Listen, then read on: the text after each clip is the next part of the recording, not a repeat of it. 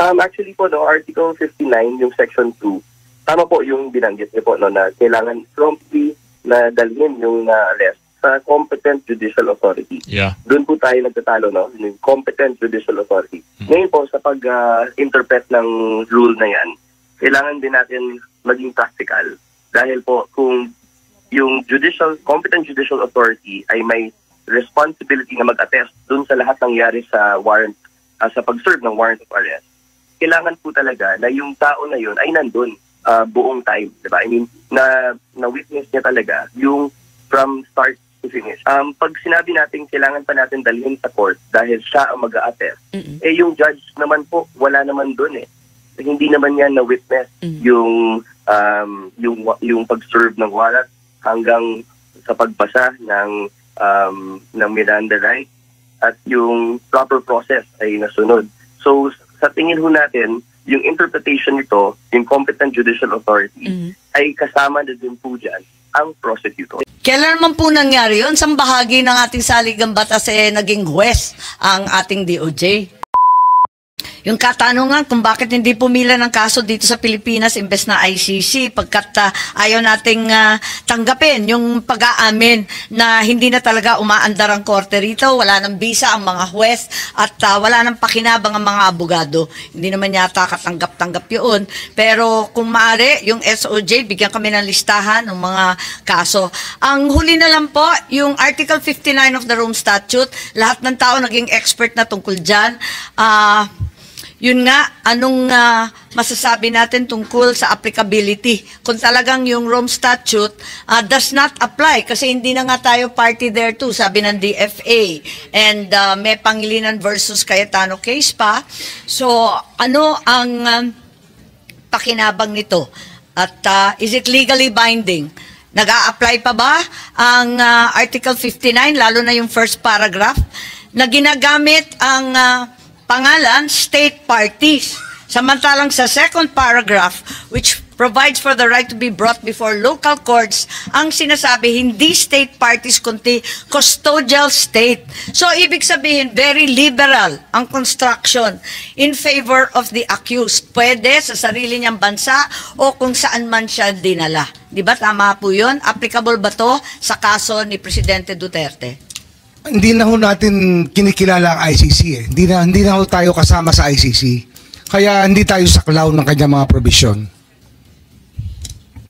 Ang amin pong ginamit na batas dito ay Republic Act 9851. Yun po yung international humanitarian law. Naman tayo dyan sa RA 9851 sa Section 17.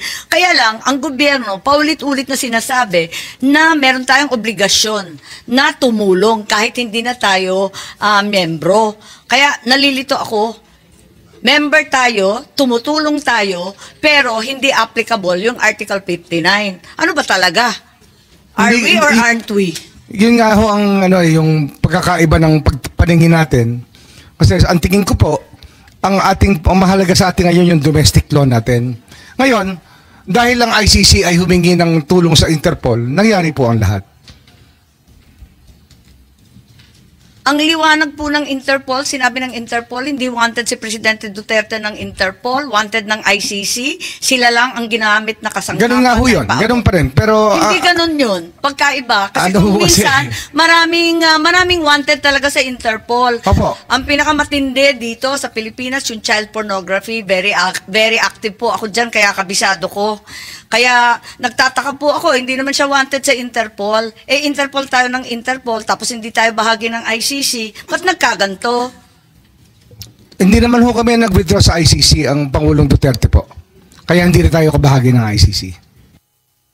Wala namang kinalaman doon. Hindi ini-invoke kasi ninyo yung ICC at yung Interpol. Samantala nga, hindi na nga tayo. Actually, ang talaga hong ini-invoke namin, Republic Act 9851. Okay? At ang liwaliwanag naman, miski sa 9851, sa last sentence, must be pursuant to applicable extradition laws. Hindi ba? Ang liwanag. Opo, last sentence po yan, pero mahaba pa yung paragraph bago dumating yan. Hong Kong Special Admin, di ba, sa Hong Kong SAR versus Olalia, ang liwaliwanag niyan, di ba, kinilala talaga ang right for bail nung arestado at accused. Pareho naman to ng Article 59, kasi yung arrested person has a right to apply for interim release. Di pareho rin yun. In effect, dun sa ating mga korte, nagruling sila na halos eksakto ang epekto sa Article 59. Yan po, bahala na po ang ICC dyan. Hindi na ho namin makokontrol. Ako, ICC na naman. Andun po kasi ang Pangulo eh. Ang dating Pangulo ay nasa ICC po. Kaya kung meron ho nang gusto ng provisional liberty, doon ho sila mag-a-apply. Wala na ho kami magagawa doon. In fact, ito hong pinag-uusapan natin sa judiciary na naman po ito. Yan naman ang problema rito. So yung binabanggit na liberty of abode ni Attorney Medina kanina sa ating konstitusyon, wala nang aplikasyon. Yan po, pero sa akin ang tingin ko puro sa liberty of abode na yon, parang that's the rule of search warrants eh. Yun po yung aking nakikitang konteksto nun. Palagay ko hindi naman limitado doon, ano? Anyway, siguro para lang makapag-aral kami ng gusto sa susunod, baka naman makapagbigay kayo ng 2 o 3 pang mga Pilipino na inaresto ng ating pamahalaan na walang warrant of arrest, tapos dinala sa ibang bansa na wala namang court order na galing dito. Marami ho yan. Ito po yung mga foreigners, karamihan po. Hindi pa nga Pilipino. Hindi, tinatanong ko po yung Filipino citizen. Kasi syempre yung foreigners... Ito po, this is a case of first impression. Hindi pa ho nangyayari ito. But I have to posit that it is a case of first impression. Hindi pa ho nangyayari ito sa kasaysayan natin. Kaya nalilito po kami kasi yung DOJ dati talagang pinagpipilitan na nag-comply sa Article 59. Ngayon, sinasabi na hindi na kailangan na dalhin sa local authorities at... parang yung DOJ, may sinasabi na halos judge na kayo. Paano naman nangyari nagkaroon ng judicial powers? Yun po yung binigay sa atin na options ng batas, 9851, Section 17 po. Palagay ko, hindi tama yun. Kasi, Attorney Medina, talaga bang DOJ was vested by the Constitution with judicial power? Kailan man po nangyari yun? Sa bahagi ng ating saligang batas naging huwes ang ating DOJ? Wala kaming claim to judicial power. Dito po, executive action po ang aming ginawa. In accordance with Section 17. Pero hindi nga po Article alien 9851. Hindi nga pwedeng isurrender kasi hindi nga alien. Pilipino man siya. Hindi ho. Malinaw. Gusto basahin ko ulit for the record para malinaw alam na po sa natin ating yan. lahat. Oo. Kasi, baka naman si Attorney baka minsan baka nalilimutan natin yung mga nasa saklaw ng batas eh. Babasahin ko po ulit. Hindi. Alam ko na yon. Oo. Yes, please, Attorney Medina, may idadagdag kayo. Hindi ba yung Constitution, wala naman judicial power? Kaya pinagpipilitan natin na bumalik sa korte. I'll be consistent with my previous opinion, Your Honor. The right to liberty can only be, the deprivation of the right to liberty can only be judged by a court of law.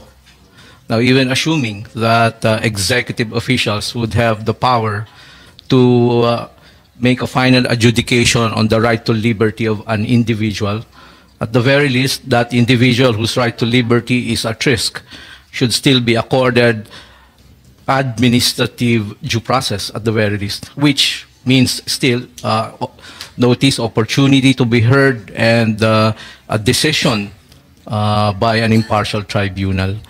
So the fusion, what the Constitution wants to prevent is the fusion of executive and judicial power in the hands of one person. One American constitutional expert declared that as a form of tyranny.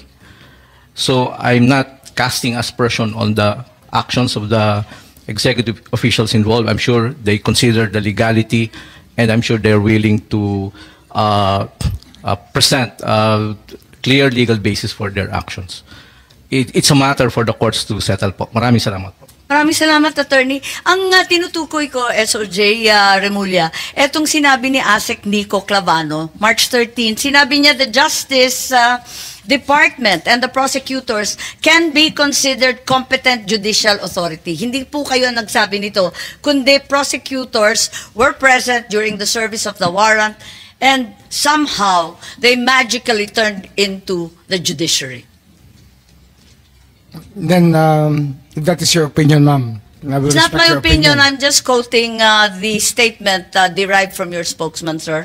I'm sure that that was meant in a figurative manner, ma'am. It's not meant literally. Ipapatuloy ko, kapag sinabi natin na kailangan padalhin sa korte dahil siya ay mag-a-attest, yung judge naman po, wala naman doon.